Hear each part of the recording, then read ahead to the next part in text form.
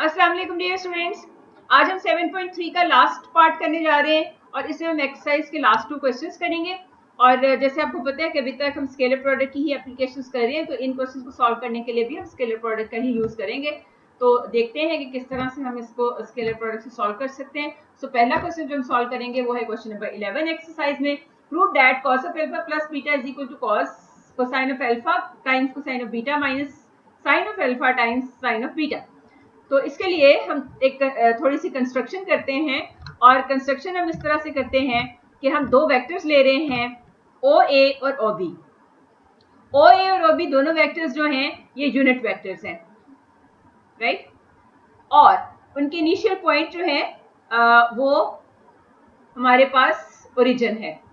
और ओ A vector जो है वो एंगल बना रहा है एक्स एक्सिस के साथ, ये हमारा एक्स एक्सिस, ये हमारा वाई एक्सिस। एक्स एक्सिस का अल्फा एंगल बना रहा है, ओ बी वेक्टर जो है वो एक्स एक्सिस का बीटा एंगल बना रहा है। तो सबसे पहले तो हम ओ ए और ओ बी वेक्टर्स अस्यूम कर रहे हैं। सो सॉल्यूशन में ये कंस्ट्रक्शन हम पहले लिखेंगे कि O A and O B be two unit vectors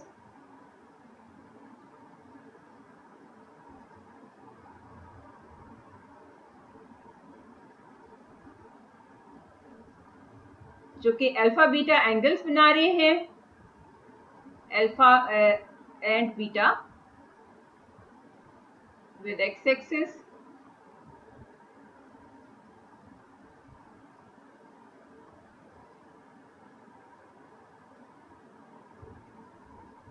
right as shown in figure। ये जो हमारे पास फिगर है इस तरह से हमने कंस्ट्रक्शन कर ली। ये दोनों यूनिट वेक्टर है तो इसका मतलब इनका मैग्नीट्यूड जो है वो 1 होगा। अब एंगल बिटवीन द वेक्टर्स जो है वो क्या बना हमारे पास, अल्फा प्लस बीटा। अब हम क्या करते हैं, अब हम इसकी डॉट प्रोडक्ट लेते हैं दोनों वेक्टर्स की। तो O A now O A dot O B, पहली जो डेफिनेशन हम यूज कर रहे हैं वो कोसाइन वाली यूज कर रहे हैं, that is O A magnitude times O B magnitude cosine of angle between the vectors which is alpha plus beta. And since OA magnitude OB magnitude is 1, so this is equal to cosine of alpha plus beta, right?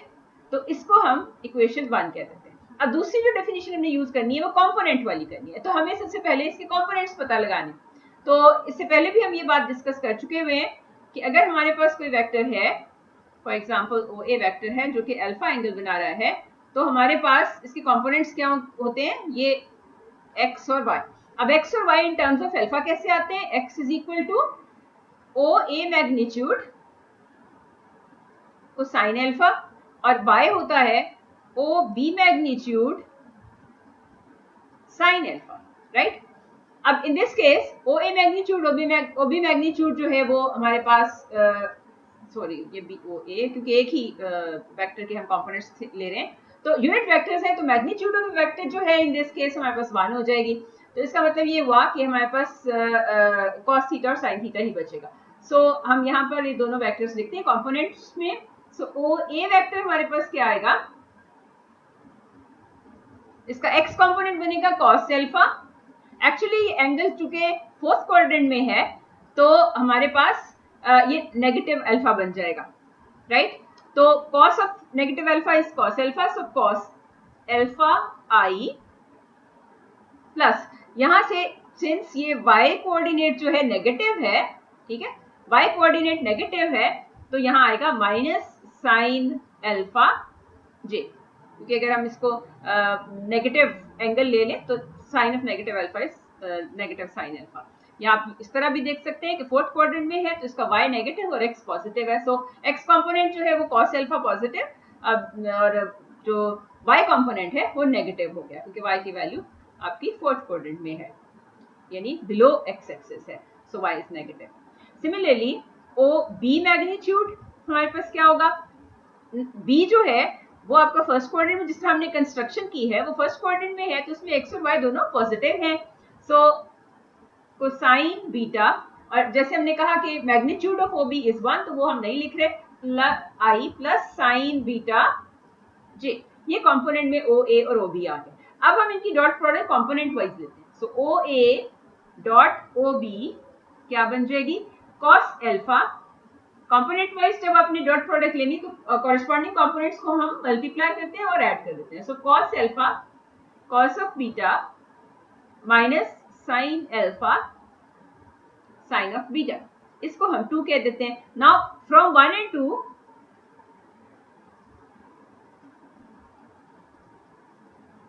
we have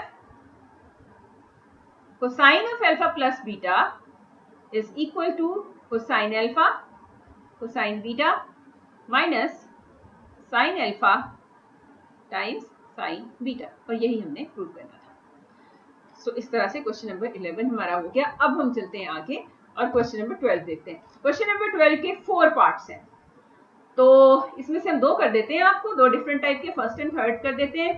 तो इसी तरह से आप second and fourth भी कर सकते हैं, और इस तरह की आप एक एग्जांपल ऑलरेडी कर चुके हैं। तो क्वेश्चन नंबर 12 पार्ट 1।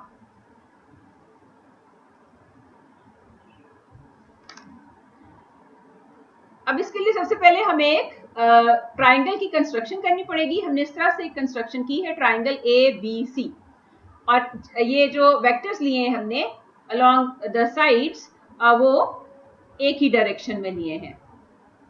तो इसके अलावा एक एंगल ए के ऑपोजिट जो वेक्टर है वो वेक्टर ए है, एंगल बी के ऑपोजिट वेक्टर जो है वो वेक्टर बी है, एंगल सी के ऑपोजिट वेक्टर सी है, right.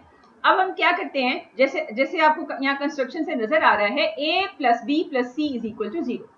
So since a plus b plus c is equal to 0, तो यहां से हम वेक्टर b की वैल्यू फाइंड कर सकते हैं in terms of a and c।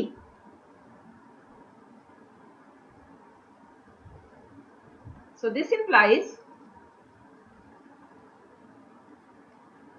vector b is equal to negative of a plus c, right? अब हम क्या कर रहे हैं, अब हम डॉट प्रोडक्ट लेते हैं b का b से।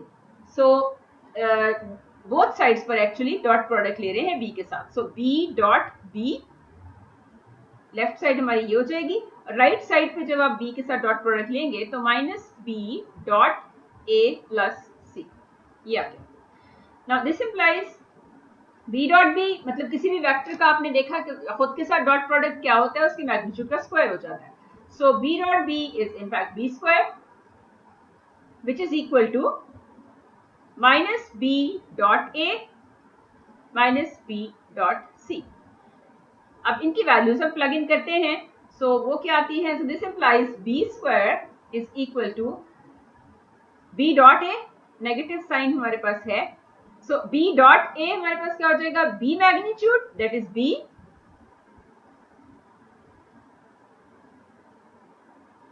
a magnitude that is a, cosine of angle between b and a। अब ये हमारा b वेक्टर है, राइट, और ये हमारा a वेक्टर है। तो अगर आप इसको थोड़ा एक्सटेंड करें तो b वेक्टर और a वेक्टर में एंगल बन रहा है ये वाला, which is pi minus c. So cosine of pi minus c angle. और similarly negative b dot c, b dot c क्या हो जाएगा, b magnitude which is b, a magnitude that is a, और cosine of angle between b and a। Oh, in this case I have to write c and cosine of angle between b and c. So this is c vector, okay. So cosine of angle between b and c is going to be this, right, and this is equal to pi minus a. So यहां से हमारे पास आ गया pi minus a। अब हम इसको simplify करते हैं, so we have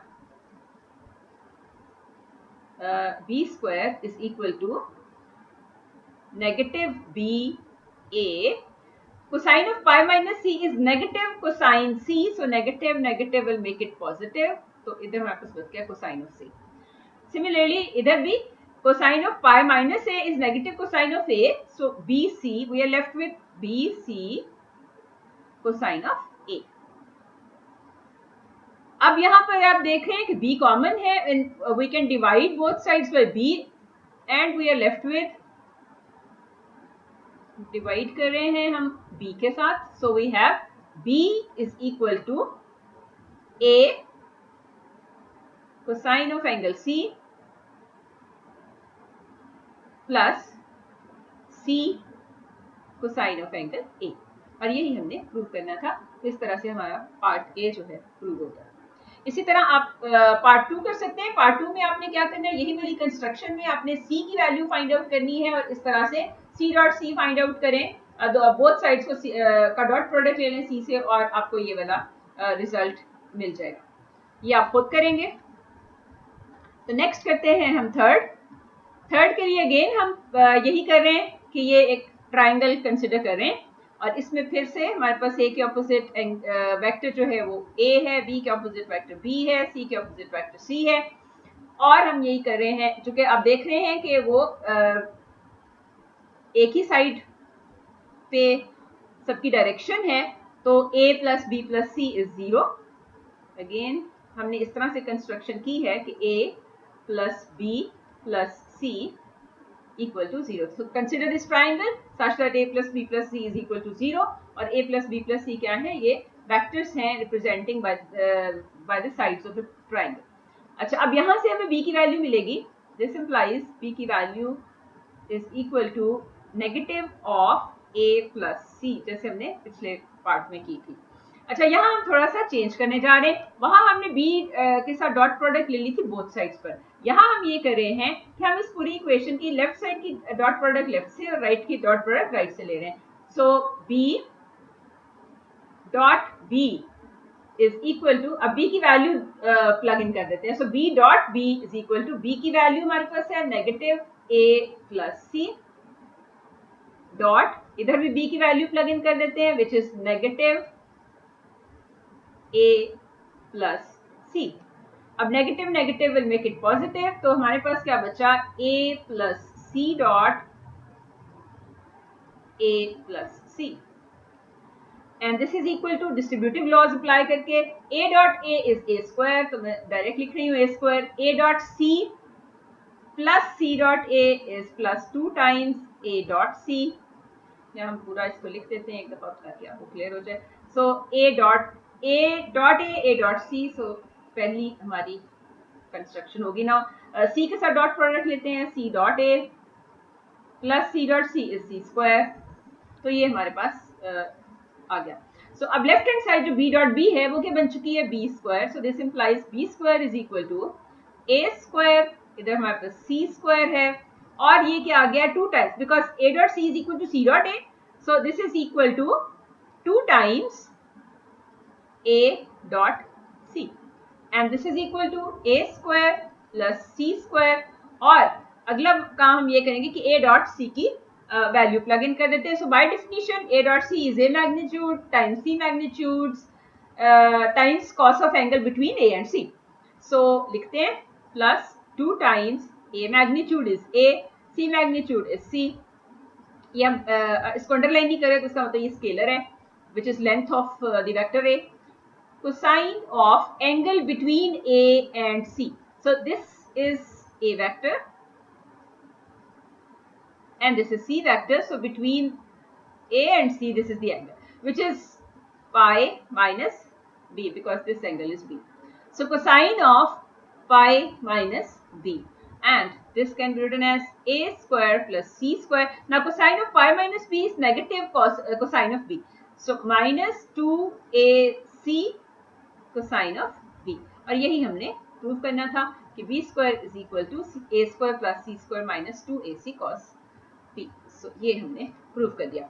इसी तरह आप पार्ट 4 कर सकते हैं. पार्ट 4 में कंस्ट्रक्शन आपको किस तरह करनी पड़ेगी, स्टार्टअप यहीं से करेंगे. यही एक ट्राइंगल इस तरह की कंस्ट्रक्ट करनी पड़ेगी और b के बजाय आप c की वैल्यू फाइंड आउट करेंगे और फिर आप c dot c find out करेंगे. इसी तरह से और सिंप्लीफाई करेंगे तो आपका ये पार्ट 4 हो जाएगा. सो ये part 2 and part 4 is left as an exercise जो आप खुद करेंगे.